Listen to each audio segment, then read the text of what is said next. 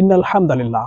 সম্মানিত দর্শক শ্রোতা ভাই এবং বোন, রোজাদার ব্যক্তি যদি মাস্টারবেশন বা হস্তমৈথুন করে তাহলে সেক্ষেত্রে রোজা ভঙ্গ হবে কেন?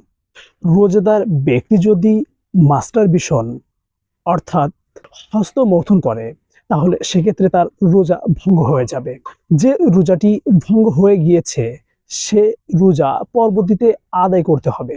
এ রোজার জন্য কাফারা দিতে হবে না।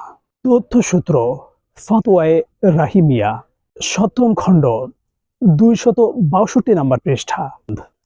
আহসানুল ফাতোয়া, ৪র্থ খণ্ড, ৪৫৫ নম্বর, ৪৫৬ নম্বর পৃষ্ঠা। ফাতোয়ায়ে কাজী খান, প্রথম খণ্ড, ১৩০ নম্বর পৃষ্ঠা।